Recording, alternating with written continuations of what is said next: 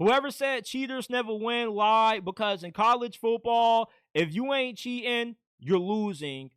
A few days ago, I came across something posted by On3 on Instagram where an anonymous Big 12 staffer said, if you're not tampering, you're putting your program and university at a disadvantage to win games. Essentially saying, if you ain't cheating, you're going to lose. And college football, let's be honest about it, it now is pay to win. That's what name, image, and likeness has become. It's no longer about brand deals and sponsorships. Like Deion Sanders said, you don't see a lot of these players in commercials. I haven't seen Nico Iamaleava in a lot of commercials, and he's one of the highest paid quarterbacks of the NIL era. I don't see Arch Manning in that many commercials. Like, it now has become the equivalent to NFL free agency in college football.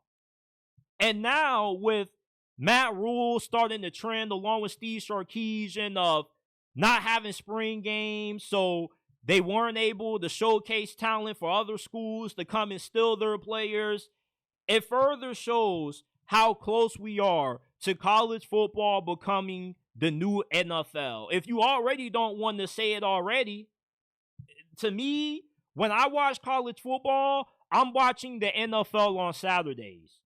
This sport doesn't even look recognizable from what it was a decade ago when me and a lot of you guys my age in your early 20s first started watching this sport. At this point, it's the wild, wild west. You can steal anybody you want to off any team as long as you have the money to pay them. Nobody is off limits. There were schools out there that were offering the bag and the offer that Jeremiah Smith couldn't refuse to lure him away from Ohio State. Oregon, I've seen them called out twice by two different head coaches or two different coaches, one of them being the former offensive coordinator for Boise State, who openly said that, after the playoffs ended, Oregon flat out came and tried to take our best players. For all of you all who have this fairy tale dream that a school like Boise State will ever be able to win a national championship, those days are gone. Teams like Oregon, USC, whoever has the money to buy up all of these great players, they can hit up the best player who's playing defensive tackle for Boise State and say, hey, man, we got $600,000 for you and a guaranteed spot if you come play for USC. You're in a bigger conference, you get more exposure, and you got an increased chance of getting drafted higher in the NFL if you come play for us. You don't have a lot of players that have the character of Ashton Jeanty that are willing to decline the big payday due to the loyalty that they have for their program. Loyalty is something that wears very thin in college football. There's not a lot of it anymore. In today's new age of college football, guys are only loyal to the dollar. Same thing with these coaches. And that's why you gotta cheat to win. If you're not going out there trying to steal players from other teams, somebody definitely is trying to steal the best players off your team. And what are you going to do when that happens? And you end up being stubborn and you're trying to stand by on your morals and your principles and say, no, we're not going to steal players from other teams. It's unethical. We're still going to try to do things honorably. When you try to do things honorably, yeah, it sounds good in theory, but that's not going to stop anybody else from doing it. Why do you think Dabo Swinney now is using a transfer portal, making all of these new moves that we've never seen Dabo make before? Why do you think Dabo has changed his tune to a lot of things that he has been so stubborn to embrace? Because he realizes that just because he's not going to do it isn't going to stop anybody else from doing it. He probably is saying to himself, if guys are going to steal my players and I'm not going to counteract with that, I'm never going to have a shot at being able to get back to a national championship. So he, at this point, has had no choice but to adapt. In college football now, you have to cheat to win. That's what this sport has become. And I don't really want to say you have to cheat to win. it really is pay to win. It's like college football to me is like ultimate team in Madden.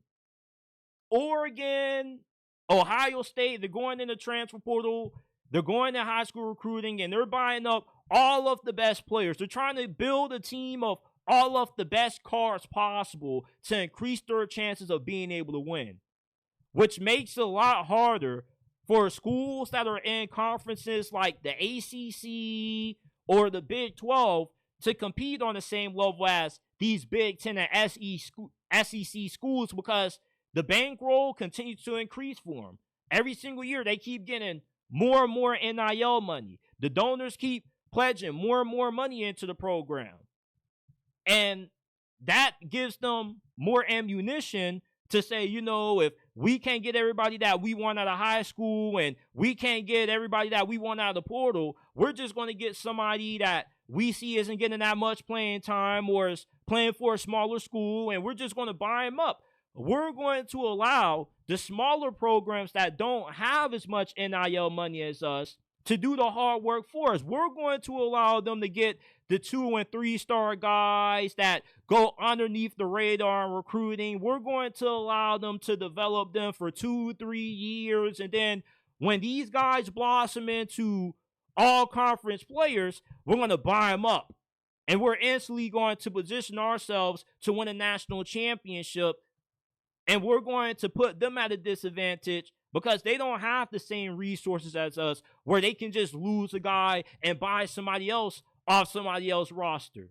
Not everybody has the same NIL budget. Not everybody is playing in the same world money-wise. That's why there is a big gap in terms of what these top programs are spending compared to what these middle-of-the-road programs are spending. I don't even think Arizona State had that much money to spend in NIL money last season when they won the Big 12 title and they went to the college football playoffs.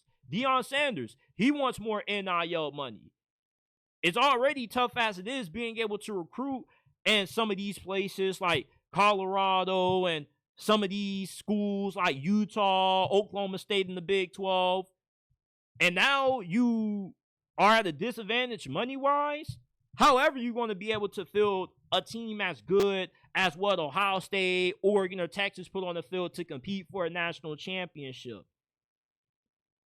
I feel with the way college football is going, we're going to be in a world where we end up seeing all of the blue bloods in the playoffs every single year because they always have the most money. If you don't have the most money, you're not going to be able to have the best team.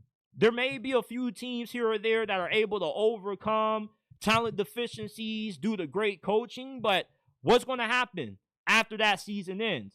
That team that had all of that great talent that overachieved is going to get bought up by bigger schools. The head coach who was responsible for that season is probably going to end up dipping because he wants to go to a school that has more resources, so he doesn't have to continue to have to overcome getting his best player snatched from him.